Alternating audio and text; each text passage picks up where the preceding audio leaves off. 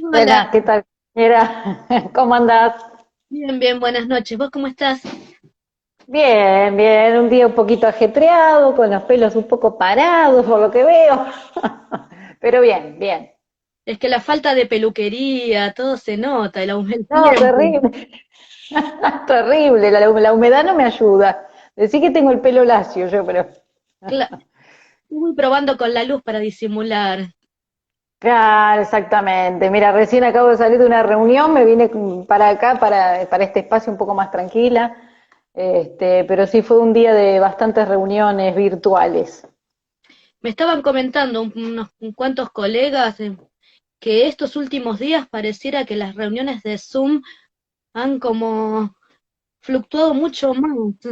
Que- Sí, sí, sí, sí, sí. Lo que pasa es que, bueno, estamos llegando a mitad de año, todos los que trabajamos, bueno, en la docencia como en nosotras, también requiere de estos encuentros para ir cerrando algunas cuestiones, así que, la verdad que sí, ha sido un día bastante ajetreado en ese aspecto, sí, de en toma el de ámbito, algunas decisiones.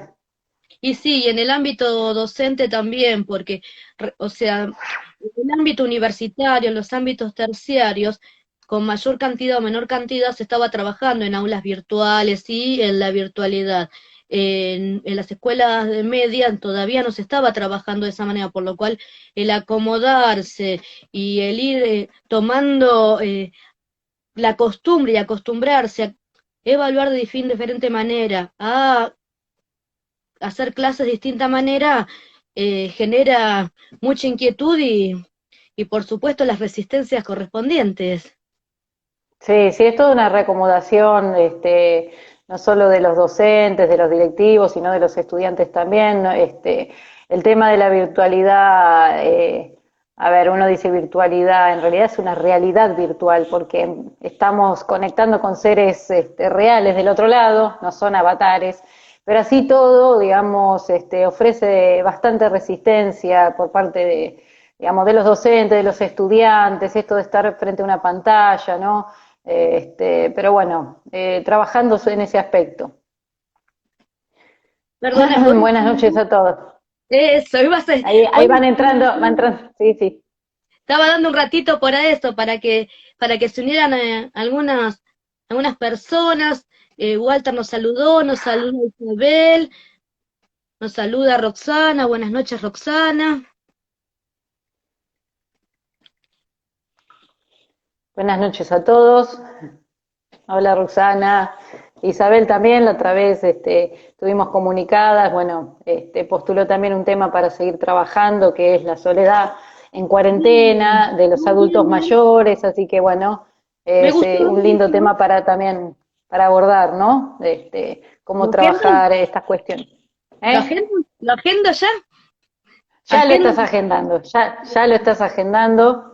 La temática de los adultos mayores en soledad, si bien no están solos, porque bueno, a veces están las familias del otro lado, pero no se pueden acercar desde la, digamos, desde la presencialidad, desde la realidad, digamos, de poder abrazar a sus seres, de estar ahí acompañados.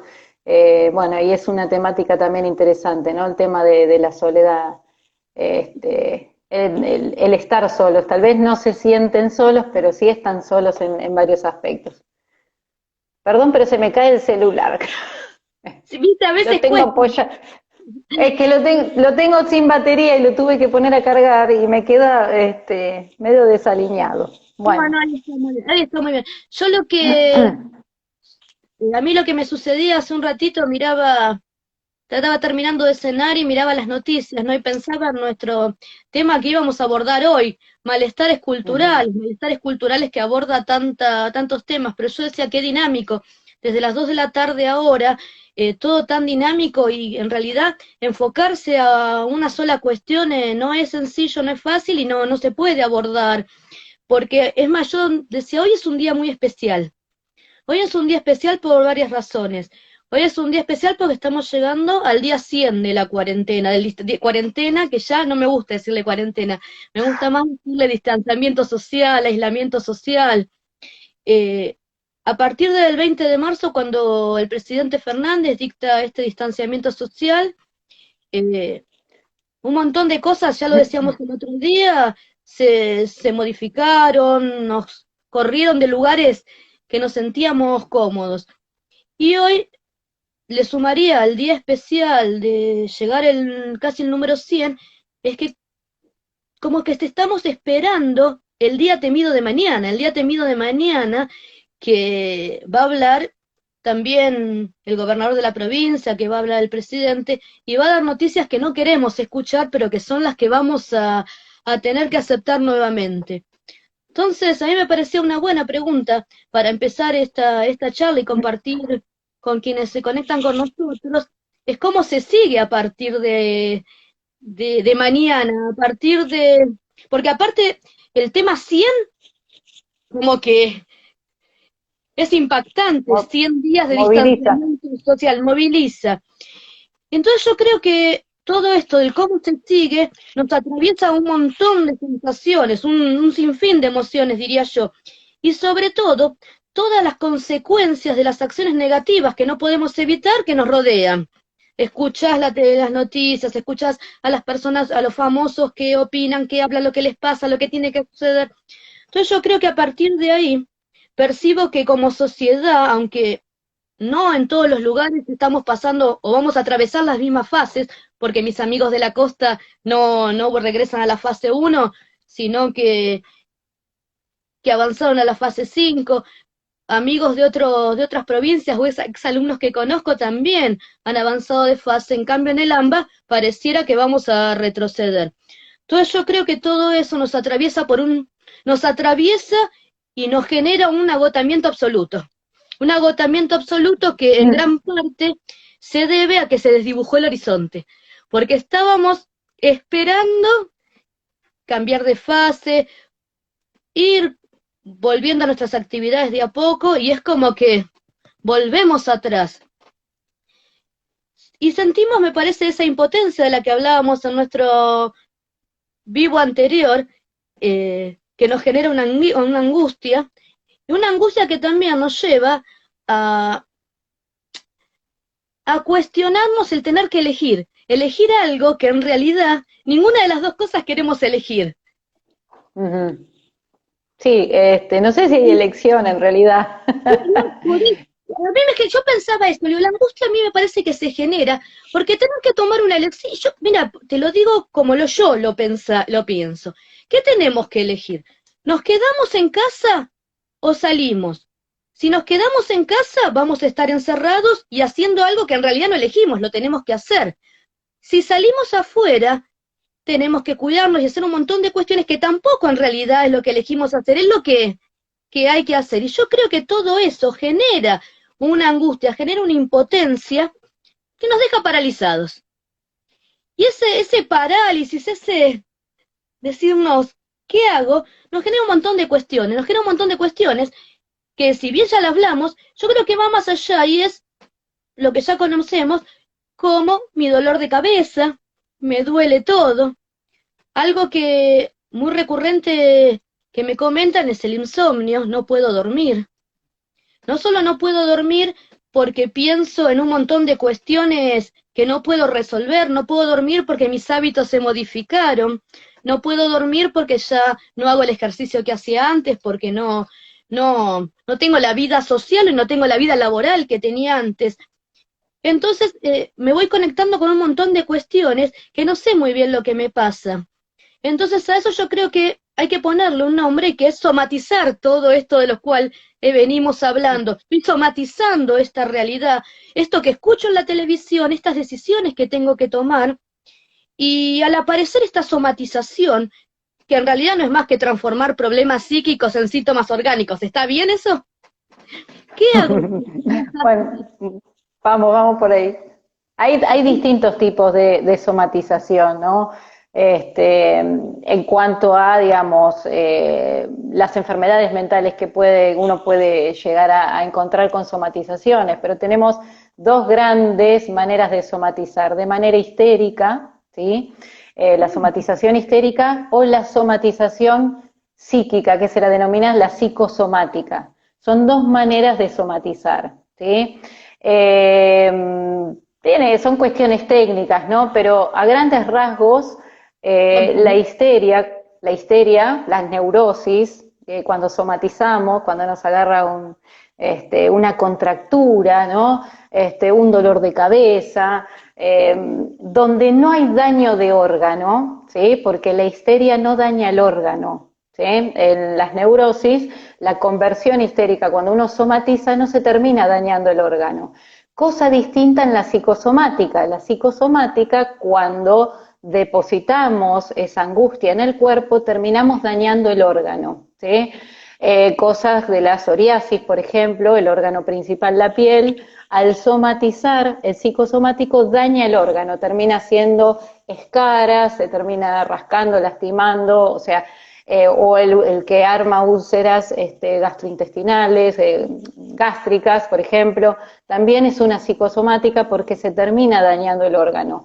La psicosomática, por lo general, es un pico de estrés, o podríamos llamarle así, donde uno va depositando en el órgano vulnerable una y otra vez esa angustia, una y otra vez, hasta que ese dolor de estómago termina generando una úlcera, ¿sí? Es como que hay una reverberancia sobre el órgano y el órgano se termina dañando.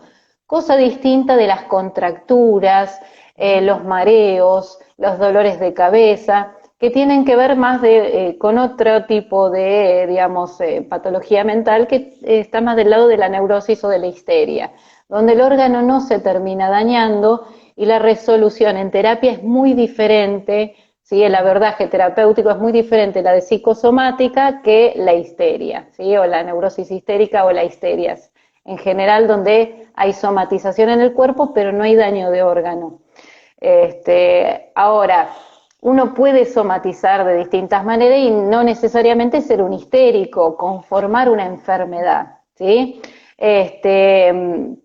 Por ejemplo, uno puede tener distintos síntomas, no sé, la fiebre, ¿no? Puedo empezar a tener fiebre, pero no necesariamente esa fiebre me estaría indicando que tengo, por ejemplo, coronavirus. No, tengo que reunir unos cuantos síntomas para agruparlos bajo una entidad nosográfica que la defina como esta es una histeria o esta es una psicosomática. ¿Sí? Una gaviota no hace verano, es decir, que uno tiene que juntar varios datos para construir un diagnóstico. Es decir, que uno puede estar sintomatizando o tener síntomas aislados como símbolos del estrés y no necesariamente estar enfermo. Ahí es la gran diferencia entre lo que es un malestar, ¿sí? Psicológico, un malestar emocional, a estar enfermo psicológicamente o tener un trastorno emocional. No sé si me explico, si soy clara. Clarísima. Me pregunta Marcela Natalia, ¿está Sí, bien llorar? Porque después siento alivio. la descarga a través del llanto, bueno, es como bien la defino, es una catarsis, una descarga, ¿sí? Uno lo que hace a través del llanto es liberar una emoción. Ahora, no alcanza solamente con la descarga motriz, sino que uno debería de poner en palabras, tratar de codificar o retraducir, porque a ver, la mejor manera, digamos, de conocerse uno es primero identificar la emoción que me hizo llorar. No es lo mismo llorar de bronca, de rabia, no es lo mismo llorar de angustia o de tristeza, porque a ver, la tristeza no es lo mismo que la angustia, como veíamos en el vivo anterior. La tristeza tiene un objeto, estoy triste porque me pasó tal cosa, estoy triste porque perdí un ser querido, estoy triste. Ahora, la angustia es otro tipo de sensación displacentera donde uno no encuentra el objeto muchas veces. Se levanta mal y no sabes por qué.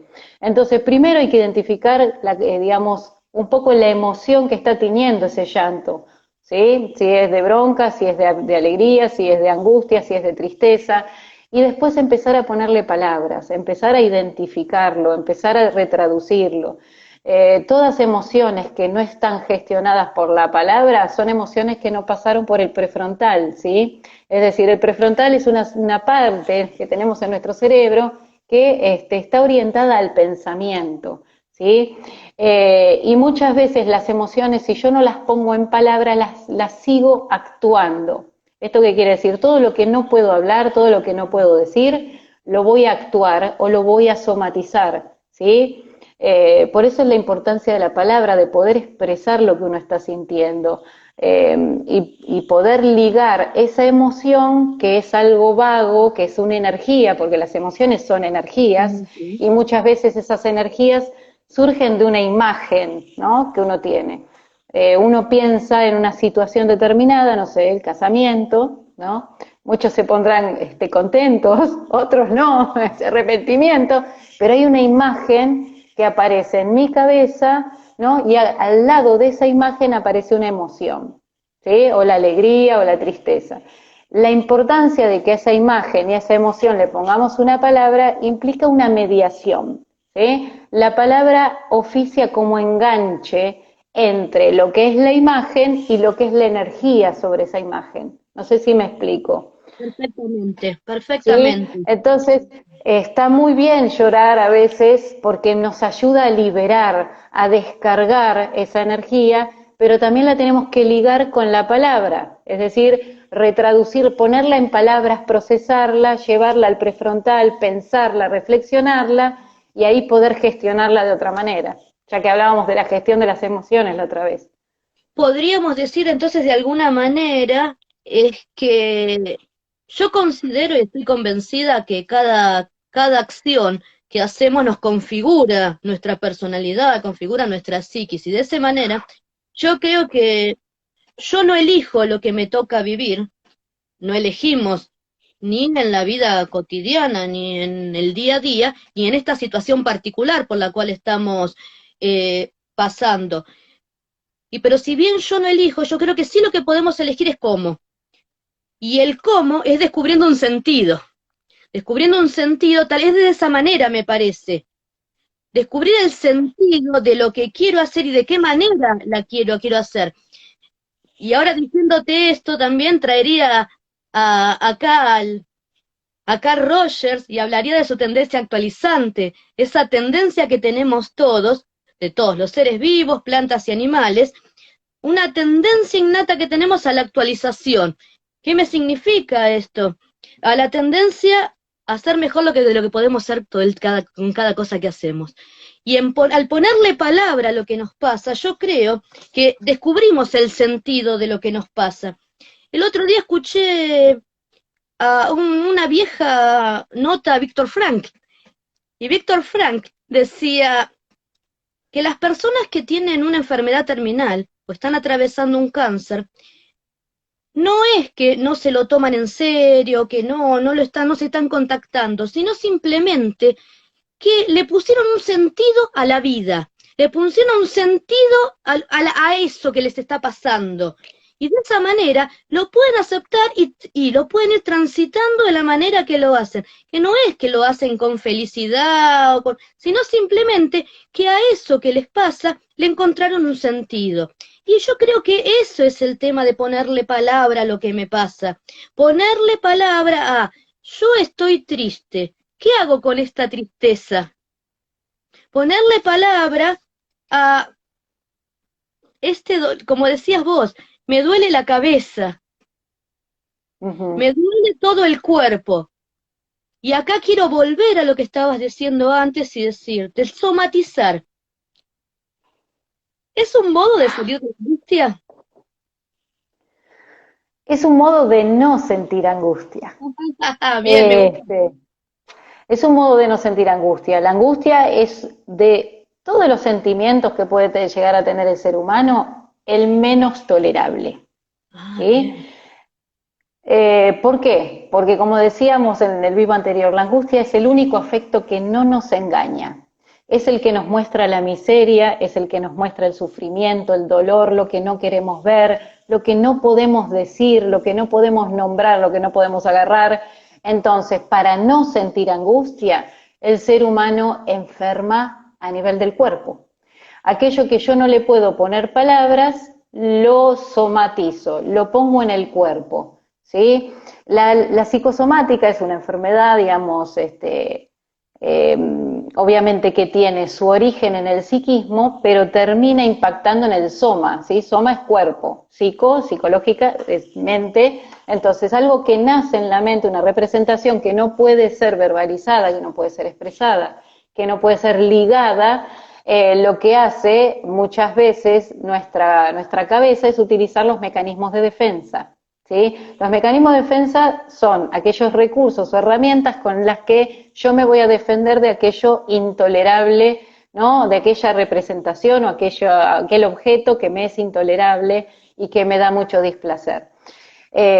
Puedo tener variadísimos mecanismos de defensa. Uno es reprimirlo. ¿Esto qué quiere decir? Lo oculto, lo guardo, lo meto bajo 7 llaves, ¿no? O lo entierro 5 metros bajo tierra, ¿no? Y ahí le meto una capa de cemento y me olvide de eso, ¿sí? Pero otro de los mecanismos defensivos que uno puede utilizar frente a lo intolerable también es la somatización, es decir, poner en el cuerpo aquello desagradable, ¿sí? La gran diferencia que te decía es que la psicosomática en realidad termina dañando el órgano, mientras que la neurosis o la histeria no. Freud tuvo un caso muy interesante, ¿no? De una paciente, Dora, que en realidad había quedado inválida a nivel psíquico, o sea, psíquicamente dejó de usar sus piernas y no podía caminar. Cuando le hacían todos los estudios, ¿no? Los médicos y demás veían que el órgano estaba bien, que en realidad las piernas respondían, los músculos también, y sin embargo Dora no podía levantarse de la cama, no podía andar, no podía. Obviamente todo un trabajo psíquico que realizó Freud sobre el caso terminó descubriendo que había una emoción, ¿no? Que ella no podía tolerar, y que era que no podía dar un paso en la vida. Ella no podía casarse, no había encontrado a su amor, entonces este amor representando de no poder dar el paso, de caminar al altar, lo había ella convertido somáticamente en sus piernas de no poder caminar en la vida.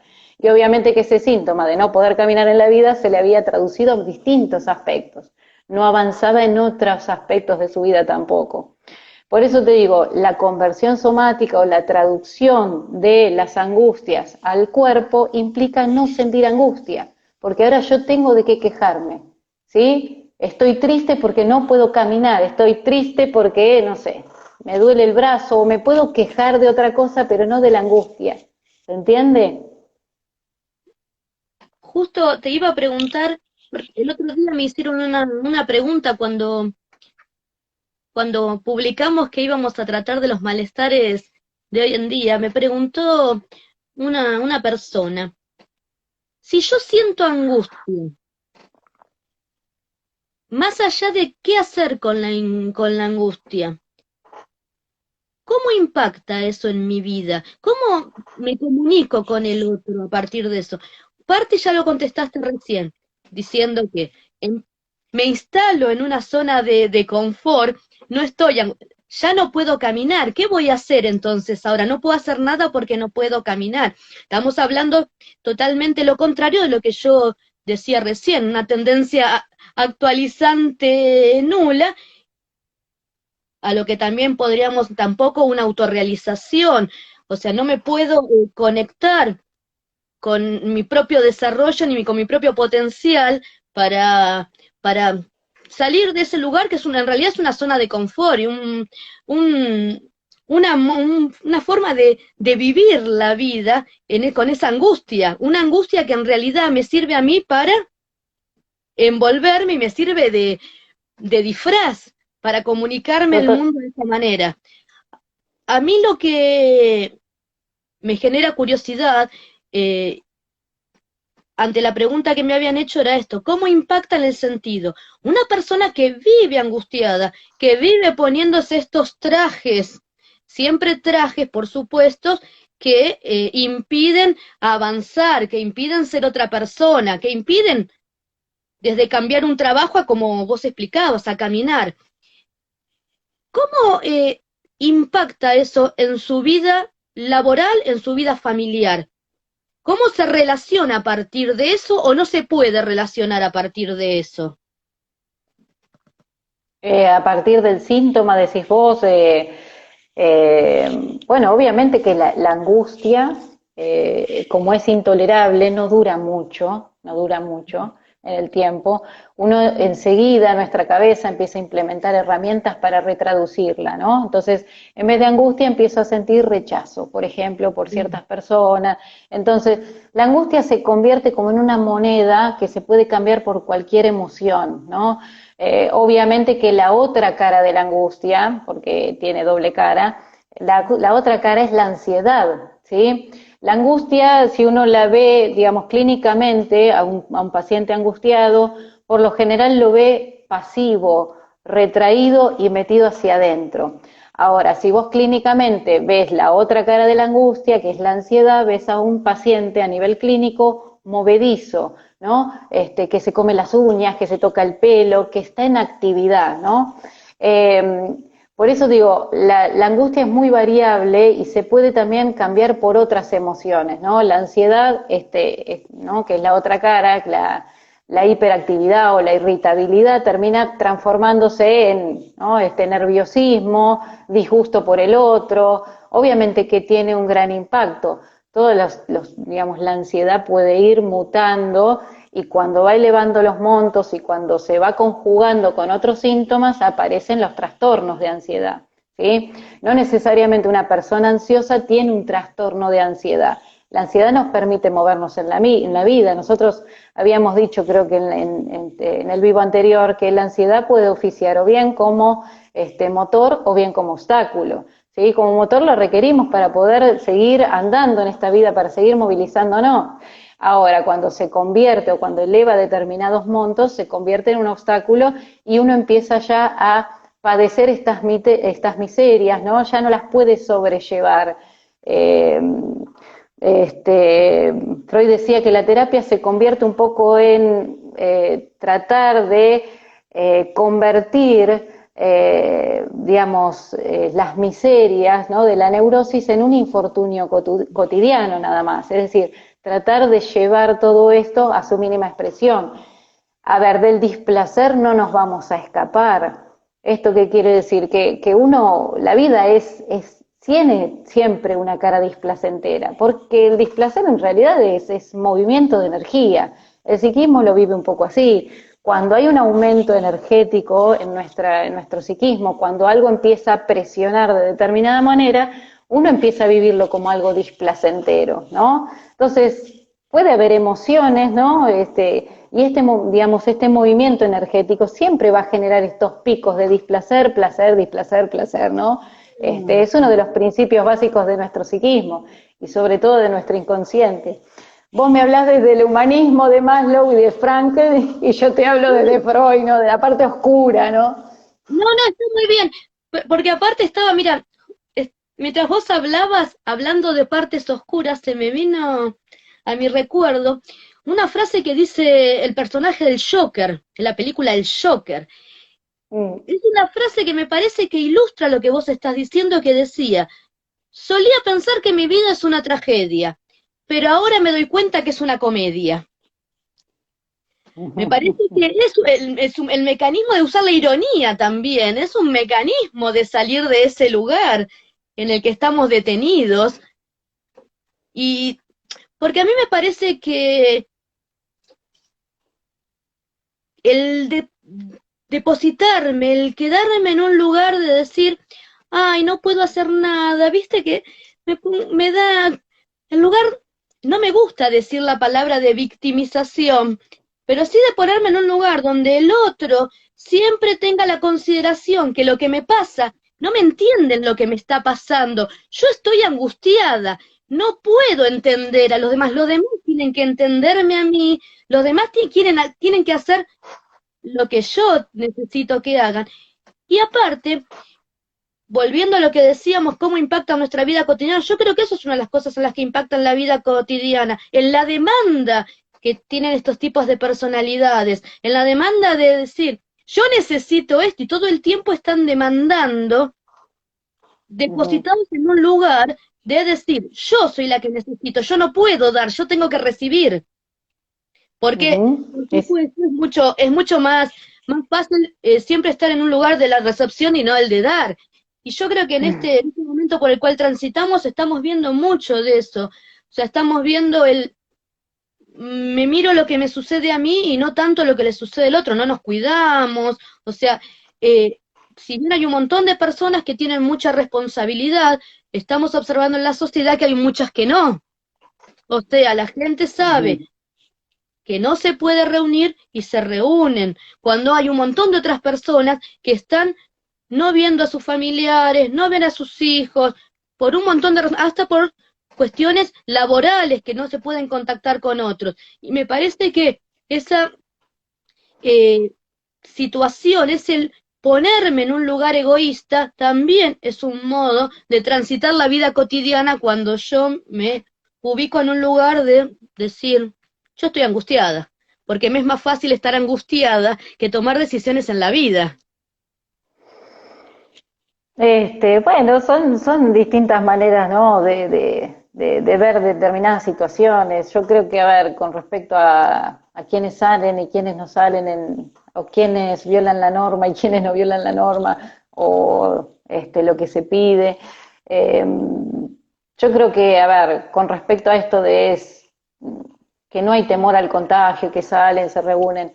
Tiene que ver también con lo que dijimos la vez anterior. Creo que en el inconsciente no hay representación de la muerte, no hay representación tal vez de ese peligro, y se ve bien patente esto, o sea, esta pulsión como rebrota en la adolescencia. Muchos adolescentes comienzan a tener conductas, digamos, que atentan contra su salud, beber excesivamente, dormir poco, pasan mucho tiempo frente a las pantallas, comienza el consumo de drogas, de la experimentación en ese aspecto, porque esa pulsión de muerte que está en nuestro inconsciente tiene sus rebrotes y se libera por momentos. Este, Ahora, pueden ser también expresiones de angustia esas también, ¿no? Ujú. El salir, o sea, la necesidad del contacto con el otro, porque a veces no lo hacen porque no pienso en el otro que se está cuidando y yo lo voy a hacer, ¿no? No creo que se piense de esa manera. El ser humano tiene un instinto fundamental, que es el instinto gregario, y es el estar con los otros, y muchas veces ese instinto brega por expresarse, y uno quiere estar con su familia y busca y pasa de por alto, ¿no? Otras cuestiones. Pero sin irnos de tema, creo que el malestar, o los malestares, como decías vos, epocales, ¿no? La época eh, refleja esto que decías también, ¿no? La época refleja la cultura, porque, a ver, cuando uno dice, esto es de otra época, me he visto de época, ¿no? ¿Y qué es la época? En realidad es un recorte temporal, ¿no? Es decir, bueno, de los años 20, ¿no? De los años 30, ¿no? Dice una época, pero no solamente implica ese recorte temporal, sino que implica todo lo que está en ese tiempo, ¿sí? Los usos, las costumbres, ¿no?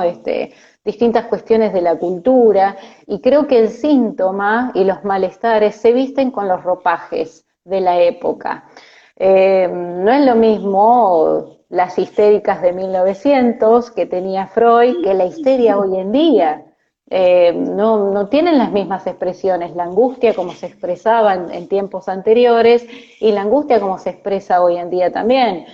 Ustedes habrán escuchado, todos los que están ahí en la audiencia también, bueno, que los trastornos de ansiedad, el estrés, el estrés, el estrés. Bueno, el estrés es uno de los ropajes del malestar de la época, y es uno de los trastornos de ansiedad, junto a el trastorno de estrés postraumático, el trastorno de ansiedad generalizada, y no solo afecta a los adultos, afecta a los adultos mayores, afecta a los niños.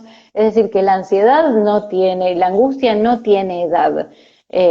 Como referíamos en el video anterior, aparece como la más genuina de nuestras emociones en un primer momento, con el primer aliento de vida, y se va cuando damos nuestro último aliento, porque nos va a acompañar toda la vida la angustia, va a ir mutando en su expresión y en su manifestación, pero siempre es esa energía ¿no? Que hace que aumente en nuestro psiquismo ciertos niveles de tensión y que nos pone en marcha, o bien nos defendemos, o bien atacamos, o bien implementamos herramientas, pero volviendo a esto, ¿no? Los malestares van tomando las ropas de la época. Y hoy en día mucho se escucha el tema de la ansiedad, ¿no? El tema de el tiempo, ¿no? Creo que es una variable que uno quiere dominar y que el ser humano ha querido dominar desde principios, desde, digamos, de tiempos inmemorables, el tiempo, ¿no? Y en cuarentena el tiempo es vivido de manera muy singular, muy particular.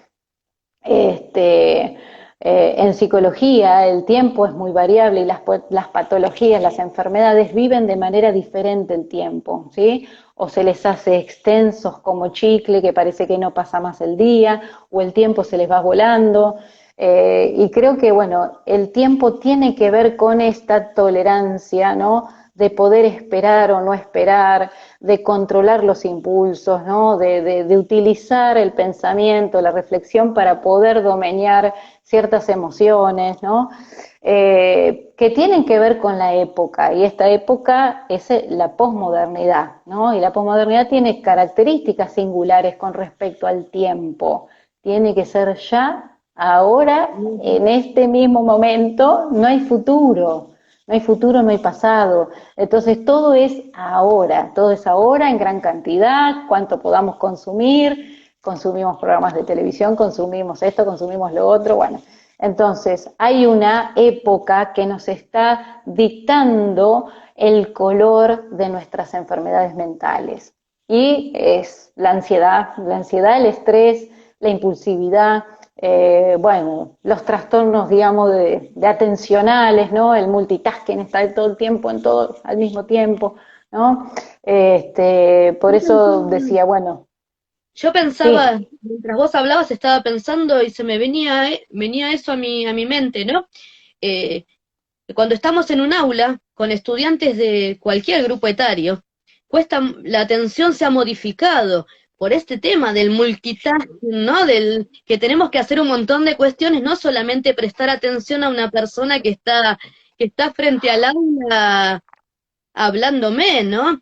Entonces, sucede también lo mismo en esta situación que estamos trascendiendo, como vos bien dijiste, los malestares culturales se visten de época. Yo creo que un gran malestar de este momento está ocasionado por el tener que hacer cosas en este distanciamiento social, como el tengo que hacer deporte, que cocinar, tengo que tejer, tengo que planchar, tengo que hacer cosas para mostrar a otros que también hago cosas, porque en realidad nadie postea en su red social. Hoy me quedé todo el día descansando, porque los últimos 15 años de mi vida trabajé 12 horas y ahora voy a aprovechar para descansar. Es como una cuestión que el descansar o el hacer realmente cumplir un deseo de algo que tengo ganas queda postergado por hacer lo que me está pidiendo y demandando la época. totalmente, totalmente. Vos decime, ¿cuáles son los valores que esta cultura nos imprime? ¿Cuáles son los valores? ¿Cuáles son los valores? ¿Cuáles son los valores? El otro día leí un texto muy interesante que decía que antes eh, la familia tenía que educar en valores y hoy habría que decir que hay que enseñar los valores, que hay que trasladar los valores, porque los valores, igual que todas las cuestiones sociales, también fueron mutando. Y la pregunta que vos me estás haciendo, que tal vez hasta te la haces como mamá seguramente, ¿cuáles son los valores hoy? Ujú. Y creo que eso también genera un malestar, porque a veces la construcción de valores, el educar en valores, desestabiliza mucho. Desestabiliza porque hoy, eh, sea cual sea el rol social que cumplís como adulto, tenés que un poquitito transmitir valores, tenés que comunicar un montón de cuestiones que mutan tanto que a veces uno se tiene que sentar y detenerse y decir, bueno, ¿y con esto qué hago? ¿Con esto está bien o Ujú, está mal? Y una de las, y creo que lo que ha sucedido en este distanciamiento, donde las pantallas están todo el tiempo para todo el mundo, no solo como distracción, sino para exponerse, justamente esto de los valores han quedado mucho más al descubierto, ¿viste? Mucho más cuestionando, porque volvemos. ¿Cuáles son los valores hoy? ¿Qué valores tenemos que enseñar hoy? La ujú. responsabilidad, responsabilidad. Qué valor construimos hoy en un ámbito? Bueno, yo creo que los valores siempre estamos transmitiendo valores y la gran transmisora de valores es nuestra cultura, ¿no? Y la cultura que se replica en cada una de las instituciones, no solamente la familiar, sino la educativa, la iglesia, bueno, las de los clubes. Y hay una, digamos, una gran transmisora de cultura que, bueno, oficialmente uno no la menciona, pero que es la televisión y los medios de comunicación en general, donde ahí hay una gran bajada de, digamos, de determinados valores, ¿no? Del éxito, de la juventud, del consumo, la belleza, el dinero, ¿no? El ahorrar tiempo, el invertir el tiempo, el ganar tiempo, bueno, creo que se están, digamos, hay un montón de cuestiones de valores, tal vez no es la jerarquía que uno pensara que es positiva o no positiva, pero uno tampoco es quien para juzgar la escala de valores de nadie, Claro, pero sí que hay, digamos, hay una transmisión, hay una cultura del consumo, una cultura de la sobreinformación, ¿no? De esta papilla informativa que uno a veces como docente no debería hacer para engullir en la boca de sus estudiantes, porque cuanto más libros le das, más te miran como diciendo, ¿cómo me das tanto? ¿No? Entonces uno tiene que hacer síntesis de síntesis de síntesis y uno termina quedando, ¿no? En un extracto mínimo de lo que debería ser la realidad. Y cuando uno en realidad ofrece tanta bibliografía o información, obviamente uno hace una selección, no le damos todo, hacemos una selección para que ellos puedan elegir esto que decías vos, bueno, la capacidad de decidir, de elegir, es en función de la información que yo tengo disponible. Este, y los niños, bueno, hoy en día también uno de los malestares es estar expuestos a una sobreinformación. Mismo nosotros como adultos dentro de esta emergencia sanitaria también. Entonces, bueno, ver, seleccionar las fuentes de información, ver qué filtrado podemos hacer. Y nosotros los adultos también tenemos que oficiar un poco con relación a las infancias, como ciertas pantallas protectoras, como filtros de la realidad. Y creo que es uno de los valores que uno tiene que transmitir un poco es, bueno, que en realidad los vulnerables son ellos, no nosotros los adultos. Porque uno a veces se pone, yo no puedo, yo no quiero, yo no sé, yo no esto, y mismo los docentes en general, ¿no? Esto de no puedo con tanto, no puedo. Bueno, pero vos sos el adulto, o sea, vos sos el que tiene que oficiar de pantalla protectora para este niño. Nunca vi la vida es bella, te voy a confesar esto, no la he visto la película, pero sí he visto la escena donde el padre, a través del juego, crea una nueva realidad para hacer más tolerable lo intolerable, que creo que tiene que ver con una guerra, entonces al niño hace todo un juego con relación a eso.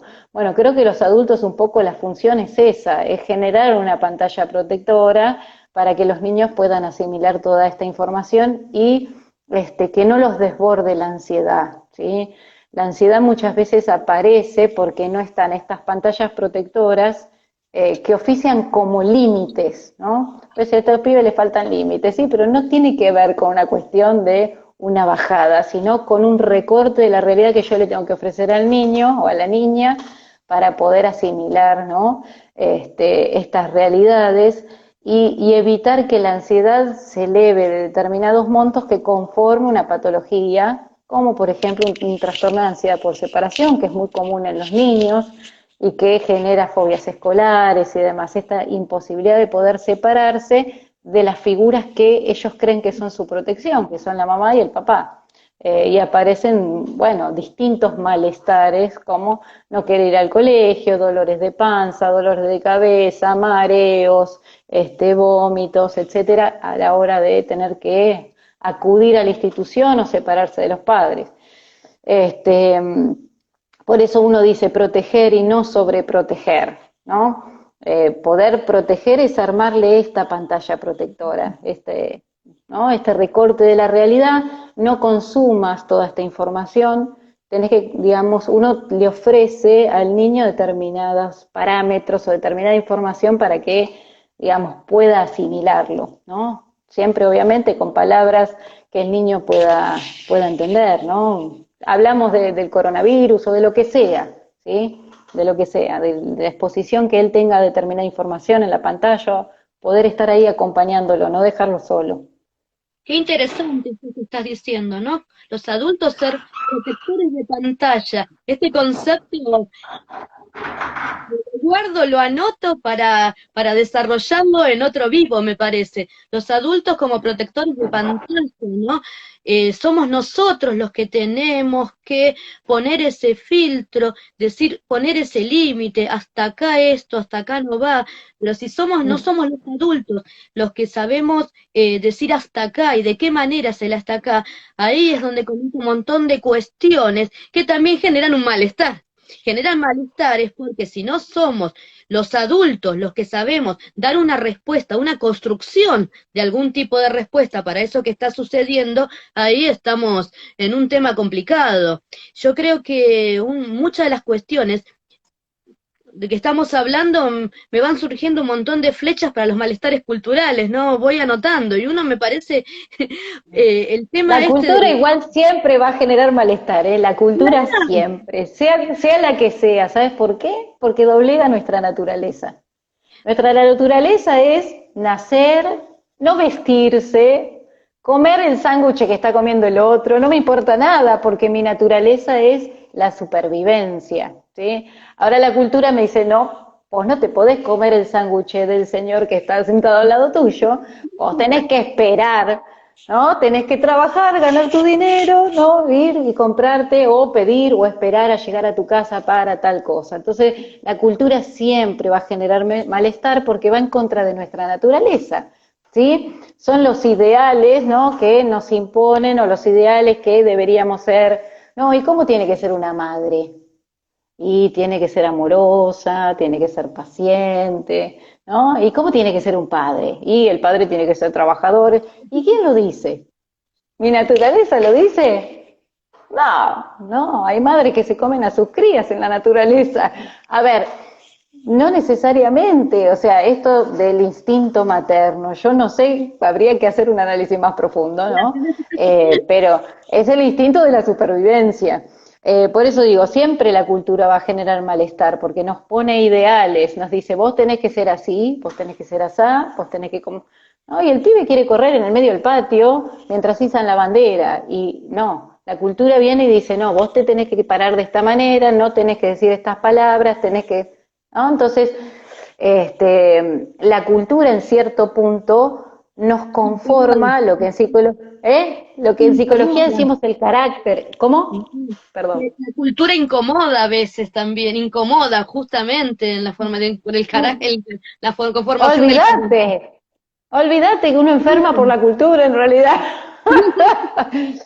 Si uno pudiera liberar sus instintos, no enfermaríamos. Pero bueno, en realidad no es aceptado y por lo tanto, como no es aceptado, uno tiene que ir domeñándolo, ir adaptándolo, ver la manera de disfrazarlo para ver cuándo ese instinto puede salir y cuándo no. Pero la cultura siempre nos va a estar orientando o nos va a querer aplacar las pulsiones de alguna manera y esa cultura después termina dentro de nuestras mentes con el nombre de super yo, ¿sí? Es el super yo, no sé si alguna vez lo han escuchado, pero el super yo, ¿no? Porque yo tengo un super yo muy severo, claro, son las normas, son las voces de los padres, de los ancestros, de la cultura acá adentro, diciendo esto no lo tenés que hacer.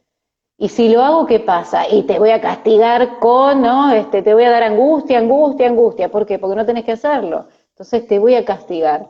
Y a veces uno, para que ese castigo, ¿no? aparezca, termina adaptándose a lo que quiere la sociedad, ¿no? Y a los valores que nos transmiten. Perdón que te interrumpa, pero el malestar en la cultura es... No me estás interrumpiendo, soy yo la que te voy a tener que interrumpir porque vamos a tener que ir cerrando. Pasó demasiado rápido el tiempo. Sí, Vos me decías, ¿no? Justamente, creo que para cerrar puedo volver a donde empecé, a descubrir el sentido que tiene nuestra vida. Eh, yo creo que en este tránsito por la vida, lo mejor que podemos ir haciendo es desarrollando nuestro potencial humano, aceptándonos a nosotros mismos, fortaleciendo lo espiritual, fortaleciendo nuestros conocimientos. Yo creo que fortalecer los conocimientos nos salva de un montón de cosas a veces, nos salva de algunas cuestiones que no podemos terminar de entender, de tener buenas relaciones interpersonales, fundamental tener buenas relaciones interpersonales, que no hace falta que sean con el contacto físico, puede ser a través de pantallas, Eloy, a través de un mail, de alguna manera, pero que las relaciones interpersonales sean buenas. Y vivir bajo un concepto, a mí me gusta decir un concepto de felicidad de lo que decía al principio, de buscando un sentido de esto que me pasa, está bueno, bueno, voy a buscarle la vuelta. Y volviendo al momento, a la época en la cual estamos transitando, yo diría a buscarle la vuelta para tratar de transitarlo de la mejor forma posible, dicho de alguna manera en palabras coloquiales. Me toca transitar esto, en realidad nos toca muchísimo transitar eso es lo primero que me parece que tenemos que aceptar. ¿Y de qué manera elijo transitarlo? Y bueno, lo voy a elegir de la mejor manera posible. Y me parece que vale, que es la forma para poder, decir, bueno, acá estoy, de esta manera estoy, de esta manera, y no tener que caer en un lugar, como decías vos, de sentarme y decir, no puedo caminar, ¿no ven que no puedo caminar? Tratar de ayudarme yo mismo a tener esas herramientas para no detenerme yo, que no me detenga a mí distinta cuestión que me haga mucho ruido. totalmente, totalmente. Yo creo que, a ver, uno tiene que empezar a identificar las cargas o los pesos que pone sobre los hombros, ¿sí? Cuando ese peso hace que me... ¿Se me escucha bien? Perfecto. ¿Se me escucha? Ah, Sí, cuando ese peso hace que uno empiece a encorvarse, tiene que pedir ayuda. Porque el peso no debería llevarlo uno solo a veces, uno puede compartir eso, ¿sí? Ya sea con como decís vos, a través de los lazos sociales, relacionándose con los otros, hablando, poniendo en palabras ese sufrimiento, esa angustia, no quedarse solo, no quedarse solo, no elegir eso, no elegir la soledad. La soledad nunca es buena compañera y la soledad no es menos, buen camino. ¿eh? La soledad nunca es buen camino. No, nunca es buena compañera porque nos hace que nos enfrentemos con nuestros peores fantasmas.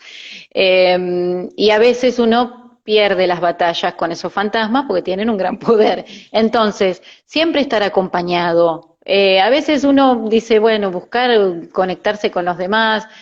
Si no tenés familiares, bueno, buscar ayuda, buscar un grupo de sostén, ya sea a través de las redes sociales, de un contacto telefónico. Si ves que no podés encontrar una salida por ese lado, busca un profesional. Que no se quede sola la gente, que no se quede sola con ese sufrimiento. Lo que tiene el sufrimiento a veces es que te atrapa de manera tal que a veces no podés salir. Entonces, ni bien empieces a detectar que ese peso te está encorvando los hombros, pidan ayuda o conéctense con alguien, ¿sí? Eso es, digamos, lo primero que a mí me parece que hay que decir y que no te quedes solo. Que te vengas a escucharnos a nosotros, aunque sea, hacemos un lazo por este lado, nosotros vamos viendo quiénes entran, eh, toda consulta que necesiten acá vamos a estar. Creo que el espacio, este espacio lo pensó Ariadna para acompañar a la gente desde algún lugar en esta cuarentena, en esta pandemia. Y bueno, agradecida yo siempre por la invitación y bueno, espero que estas palabras sirvan para pensar y para resolver otras situaciones, para actuar, para no quedarse en ese lugar de pasividad, como decís vos. Gracias, Natalia. Gracias a todos los que nos acompañaron. Prometo que la semana que viene, en el próximo vivo, contestamos preguntas. No pudimos contestar muchas preguntas. Prometo que el próximo, las dos hablamos menos y le respondemos preguntas. Gracias a todos los que nos acompañaron. Gracias, Nati. Nos vemos prontito. Les mando un abrazo a todos, que descansen, que puedan conciliar ese deseo para poder dormir. Y bueno, estamos acá seguramente la semana que viene. Si me invita Ariadna, yo contentísima de acompañarlos. Te espero. Bueno.